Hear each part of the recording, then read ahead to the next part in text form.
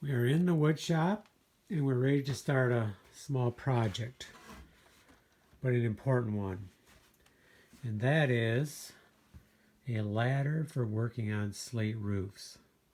Now you can Google it. I did the other night and I didn't really see anything that enticed me for my situation. So for months, well, actually for over a year, I've been thinking about this. And I did a few mock-ups and I've been thinking about the criteria. So ideally, I would like a ladder that I could lean up against a normal roof, slate roof. Now today's ladders, if you buy an aluminum ladder, they're in 2 levels for an extension ladder.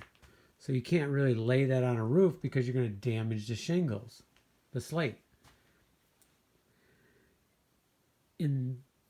Back years and years ago, 100 years ago, they had wooden ladders. They were all one level. So they laid them on the slate. So I really need to go with that concept. Now the other issue is, if you take a ladder, so this is a 10-foot board, and let's say you had a 12-foot ladder, which actually I do have a long wooden ladder that was at Zare State, probably about 14 feet, maybe 16. You can't maneuver that through the house. You'd have to tie a rope on it, pull it up, and it's not easy to maneuver. It's very difficult, actually, and somewhat dangerous if you're pulling it up over an edge. So that's not really doable for me either. So I had this idea of a ladder that's in pieces and you put it together as you go up the roof. So therefore, let's say you have some shingles here, this is slanted, here's your roof. You start down here, you fix these shingles, you add on another extension, fix these shingles, add on another extension, fix these shingles. That would be ideal. And if each extension was about the distance that you could reach, let's say if you're sitting here, and you can reach up, let's say 2 feet, you're sitting there comfortably, you're reaching up, you're fixing this, maybe even 3 feet. 4 feet, maybe not, but maybe. Might be a stretch. So you get all this done, then you put on another piece here, and now you can work on the next set. So that's what I was thinking would be ideal. Now, the other criteria is in a valley. So you have one roof going like this. Oh, well, not at that angle. Let's see, maybe, yeah, like that. And your other roof is going like this. Those valleys are what I need to fix. Now, I've done 3 of them, and I got by one of them. I built my own hodgepodge of ladder as I went up the roof. But first of all, it was not comfortable. I built it out of 1-inch material, so you're sitting on 1 inch. It's sharp. It's not comfortable. I put them too far apart, so as you're going up the roof, it was hard on my knees. So that was another problem. But it did not damage the slate. I laid a board down here, laid a board down there, fastened across, and just kept going up. Now, one of the disadvantages was I couldn't lay down a real long board because then I couldn't fix these up here as I got to them. So again, it had to be small components, about 3 feet at a time was a comfortable add-on. So with all those criteria, what can I build that's more comfortable but works and is safe? It has to be safe. That house is a 3-story house. It's a long ways up there. I'll tell you right now, I love it if I'm safe. If I'm not safe, it's not comfortable. It's just not good. You wake up at night the night before you have to do it because you're worried about it. So it has to be safe. It has to be comfortable. And I need to be able to ideally carry it up the stairs, start it, work on it, put another one on. So here's what I've come up with. I've went over in my mind many times But finally I decided I got to start drawing something out. So here was an idea I had where it'd be multiple layers underneath the crossbars. And you would lay the next one down, screw into it. But the problem with this design, it's modular, yes, but it's not going to work in a valley because the valley, all it's going to touch is the edge of that board. So it'd be like if I laid this in a valley, the only edge that's touching is this bottom edge right here. So all the weight would be on that edge. And maybe the slate could take it, but it's not ideal. I'm not comfortable doing that. Because really, you start breaking slate, it's just going to be a lot more work.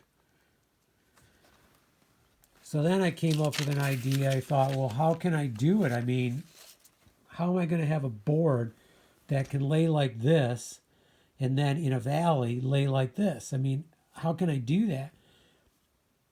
And then I thought, well, the only way I can do that is if the bottom board hinges. So the hinge is right here.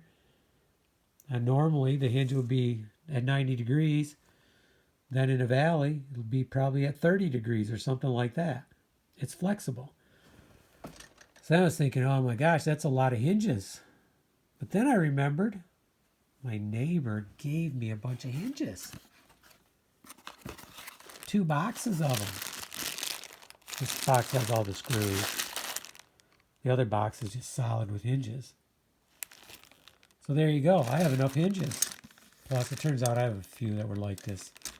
Anyway, it's probably 2 sets, maybe 3 sets. So I got the hinges. Now I got the concept. So then the next idea was, and here's the concept right here. Flat roof, hinge like that. Valley like this. Now, the other thing about it is if you lay one piece down and then you lay another piece down, you need some way to hold them together. So I'm thinking we have a bar that we pull down and snugs them together and then maybe put a screw right in there. So as we build it, we add 2 screws, one on each side to each set, each piece. So that's what I come up with. I did some measuring or some calculating, and the first one I would like it to be 6 feet long, because if you're standing on the roof, on the porch roof, the other roof starts at about this height and goes up. So I can do the first 3 feet from standing on the roof. Now in the valleys, that's going to be another trick. That'll be a separate video. I got an idea there. I'm not sure if it's going to work, but I have some ideas. But this one, so the first piece I want extra long. So it goes to the ground. It gets, not to the ground, but to the roof I'm standing on. Screws in.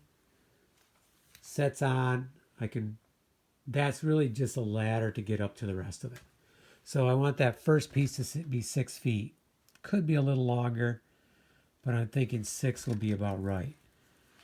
And then from there, I'm thinking each piece will be about 33 inches. And the reason I say 33 is because I'm going to do 11 inches between each rung of the ladder. Could be 10. Maybe I'll do 10. I don't want to go over 11. So I'm going to do a little testing. And I'm thinking the bottom piece that hinges here could be a 4-inch, and this could be a 4-inch. And my rungs will be a 2x4 rough lumber. So turns out this one was plain, so it's a little less than 2 inches thick. But this one right here is a 2x4, a full 2x4. So I pulled out some lumber I had. I really need to start using some of it up to clear out some garage space. So I'm going to use what I had there for this. At least I think I have enough for all the rungs. So then the other thing is I need to chamfer off these edges so that when I'm sitting on it, it's smooth, or it's more comfortable, I should say. Okay, so that probably sounds confusing, but I actually know what I'm trying to say. But so let's see if I can execute it. It's a long video just for an idea, but this could be a really helpful idea. I need a safe way to fix these slate. It is so important. I have an area that was damaged by the tree. I I need to get up there and fix it before winter, or it's just going to be more and more damage, and I can't reach it from my lift. So this is the only other option I can think of, and then I can use this in other places. Okay, let's get working on it.